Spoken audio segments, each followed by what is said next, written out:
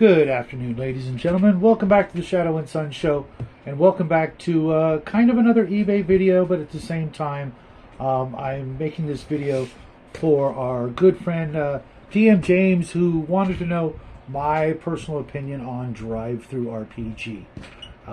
As you know, I'm a bit of a collector, but sometimes I can't find that book I'm looking for, and maybe I need it for an upcoming game, or I just want to, kind of mark that off my checklist and say I've got the book. It may not be an original print, whether it be because of, price constraints or just not being able to find one in good condition.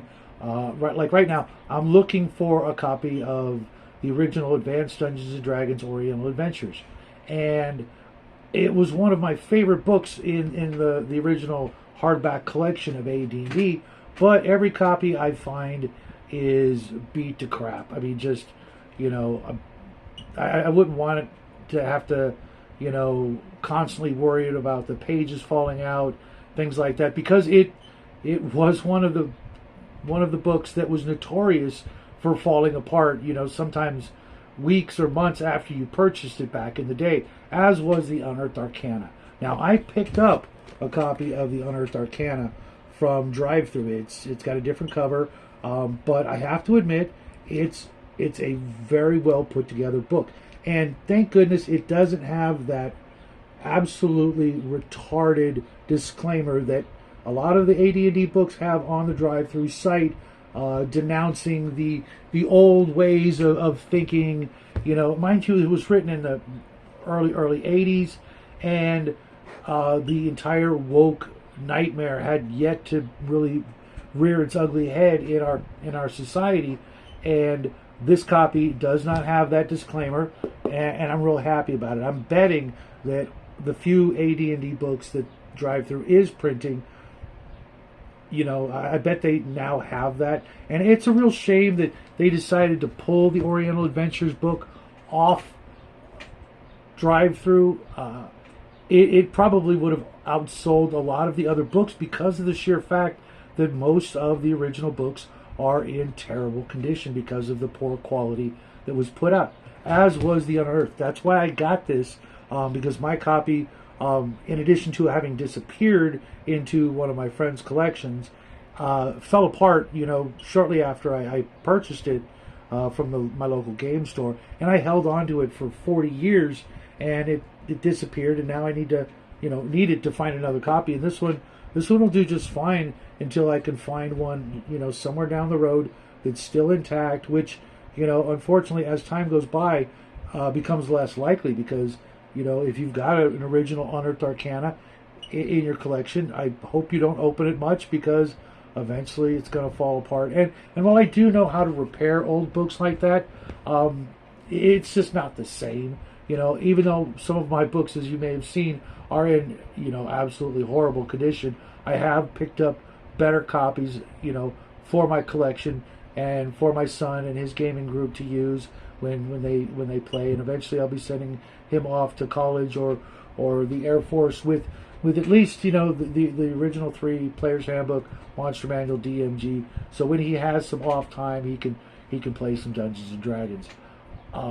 Again, they'll put out a really good product, when it comes to printing, but the fact that they're sticking their nose into what they will and will not allow people to own, it just blows my mind. They could be making money, but instead they're more interested in virtue signaling. Just, do what you've always done. Put out a good quality hardback or softback book. I've purchased, maybe 4 or 5 books from drive-thru, but every day I'm less inclined to do so because of the fact that they pretty much hate guys like me.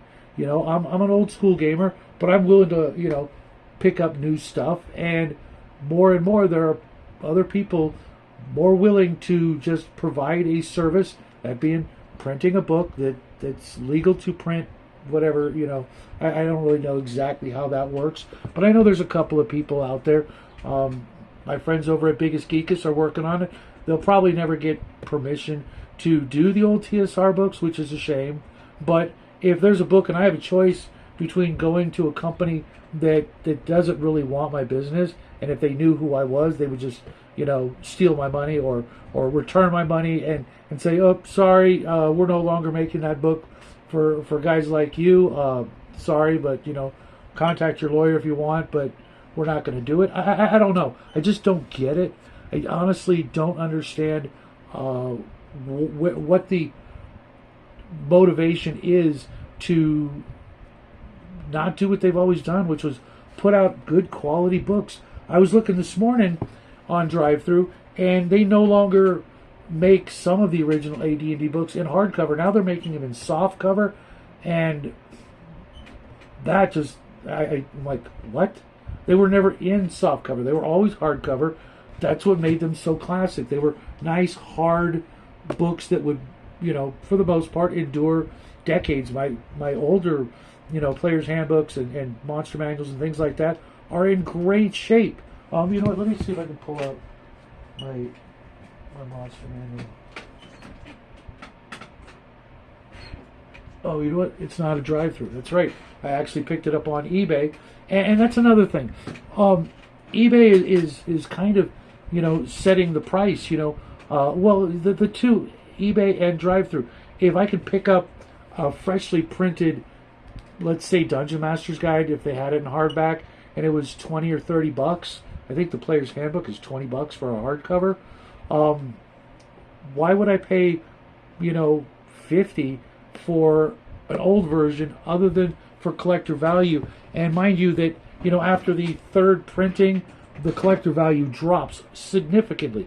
Obviously, having a first print Player's Handbook is, kind of a feather in your cap, so to speak, because it had a different inside cover, things like that. It was, just little nuances that collectors really go nuts over. But, if Drive-Thru was to go on eBay and look at the prices, they could make even more money by, following the market and pricing their hardcovers or reprints or whatever you want to, focus on at the time, and raise their prices, going, hey, look, it's this much on eBay. We should be able to get at least, this much, including, actual costs, which are insignificant. And the last thing I want to talk about before I go is PDFs. I appreciate that they exist. However, I know for a fact that all it takes is the push of a button at the company to, put out a signal over the internet to delete their, the PDFs or write it in the contract or whatever, and suddenly you don't have your PDF anymore. And charging $10 for something that's inevitably going to be available on the high seas for free, it's just really, I just can't do it. I have yet to pay for but one PDF, and it was like $3, and I'm like, okay, that's decent. I need the information. I want to check it out before I buy it. But charging $10 and $20 for a PDF, that better last forever and give me unlimited ability to send it to my other devices and things like that. Otherwise, you're really racking up the cost of this hobby that I just don't understand. How do you think it's really worth that? You've already made your money within the first couple hundred sales, and you're asking for sometimes just about as much as you could find a copy if you look around. If you really shop, especially like I've said before, if you shop during the summer for those things that you're looking for, when the prices are going to drop. I just picked up another item I'll be showing off later, that because of that time of year, being the summer when people want to make some money to recover from the holidays, pay for their vacations, or if they're smart, prepare for the next holiday season. It's just the prices are dropping. I've received a couple of actual offers from sellers just because I watched their item, and they're like, oh, someone's interested. I'll drop the price and maybe that'll make them bite. Well, sure, sometimes, but maybe I'll just wait a little bit longer and unwatch it and come back later and see if it's still there, watch it again, and have them do it again after they've dropped the price on it, because it's a buyer's market right now.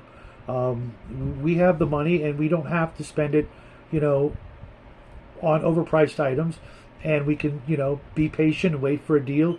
And definitely, we don't have to, spend our money with companies that don't even want us, shopping in their online store, or, God forbid, you go to a game store and they tell you to go out, because of the, obvious, bent of your, political or other persuasions, if like me, I can size up a person and tell which way they vote just by looking at them for, about a minute. I can pretty much figure it out.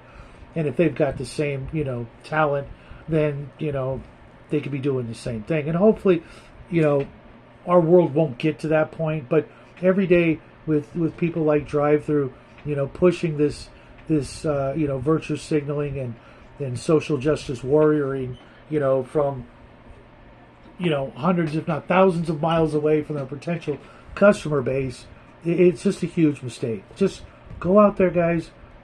Be careful what you buy, and Drive-Thru, if you're listening, maybe take heed to a couple of my suggestions. You're in the business to make money, and shutting off customers who you're never going to interact with, who you're never going to do anything but take their money, send them their product, and both of you go your own merry ways. That's just a bad business model from my understanding. I would get back on that horse and pump those books out that people actually want.